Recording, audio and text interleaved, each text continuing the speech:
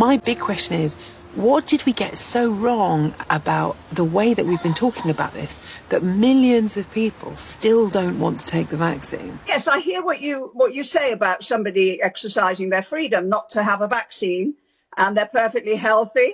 I don't want them sitting next to me in the theatre. I don't want them standing next to me at the theatre bar. I don't want them next to me or anywhere near me or even in the same carriage on the train. So, yeah, they can exercise their freedom by staying at home. If you decide that you don't want a vaccine or a booster, then you can decide not to go to hospital however ill you get.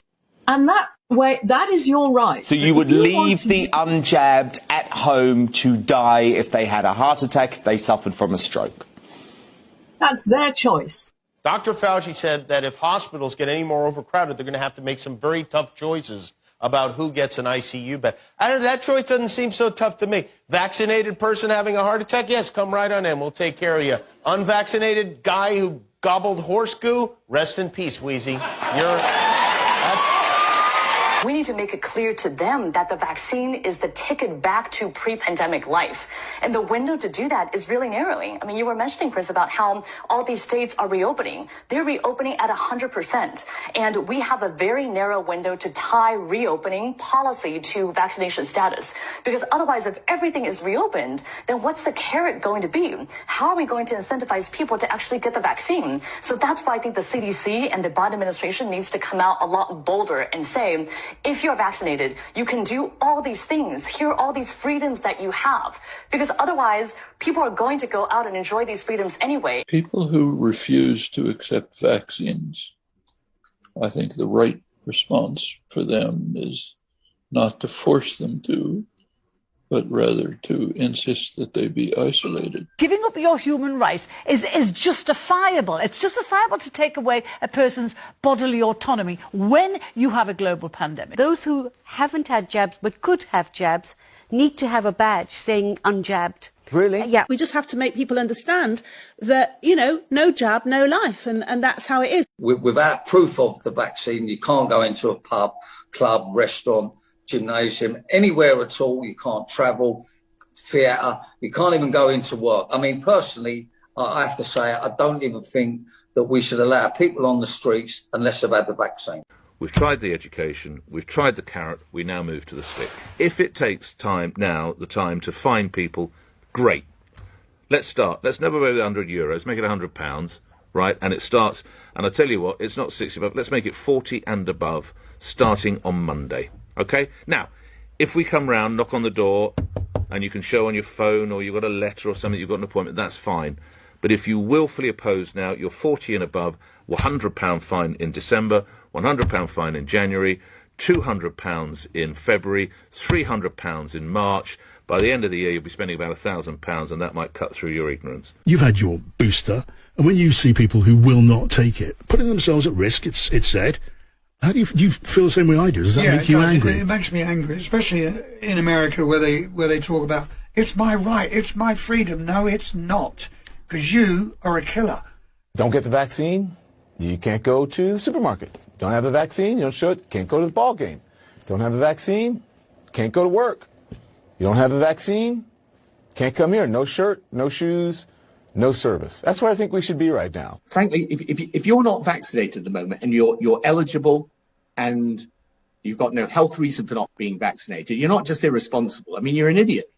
I'm sorry. I mean, that is, truthfully, you are. People have got to understand vaccination is going to be, in the end, your route to liberty. If you're willing to walk among us unvaccinated, you are an enemy. We have to stop coddling the morons who will not get the shot. We start by calling them what they are. They are all snowflakes and cowards and idiots and losers. And most importantly, they are afraid. When are we going to stop putting up with the idiots in this country and just say, it's mandatory to get vaccinated? F them, f their freedom. I want my freedom to live. Justin Trudeau, I mean, I thought he was kind of a cool guy. Then I started to read what he said. This is a couple of weeks ago. He was, or maybe this is September, but he was talking about people who are not vaccinated. He said they don't believe in science. They're often misogynistic, often racist. No, they're not. That was not smart of him at all. Right. He said, but they take up space. And with that, we have to make a choice in terms of a leader as a country. Do we tolerate these people? It's like, tolerate them. Now you do sound like Hitler. If you don't want to get vaccinated, that's your choice. But don't think you can get on a plane or a train besides vaccinated people and put them at risk. We're going to move to a situation where, to protect the health system, we're going to lock out people who are not vaccinated and can be. If you're making the choice not to get vaccinated, then you're making the wrong choice. You're making the wrong choice. And for safety's sake, and for back to that point about how much work our nurses have to do, as this becomes absolutely a pandemic of the unvaccinated and we open everything up, it's not going to be safe for people who are not vaccinated to be roaming around the place spreading the virus. That's what they'll be doing. Dank Ihrer Leistung ist das gelungen. Diejenigen, die hier gegen die Impfung protestieren, haben dazu keinen Beitrag geleistet und sollten eigentlich nicht hier sein. Sie haben kein Recht, hier zu sein. Wir sind diejenigen, denen wir den Erfolg verdanken. Sie haben keinen Beitrag geleistet und ich finde es ist eine Unverschämtheit, dass Sie noch die Stirn haben, hier die berechtigte Demonstration derjenigen zu missbrauchen, die gearbeitet haben, die es jetzt wieder tun, die wirklich belastet sind. Ihre Arbeit hat keinen Beitrag geleistet. Emmanuel Macron said his government's vaccination strategy was to piss off the unvaccinated by continuing to make daily life more difficult.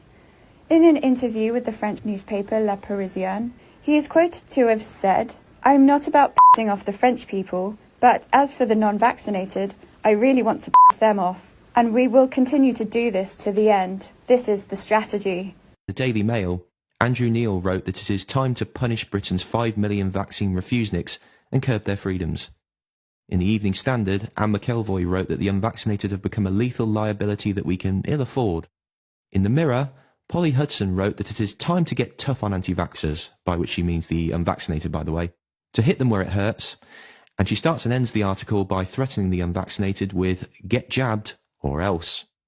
In The Sun, Karen Brady wrote that the unjabbed should face their own lockdown, and crossing over the Atlantic to Canada, the Toronto Star thinks that unvaccinated patients do not deserve ICU beds, and they should be left to die.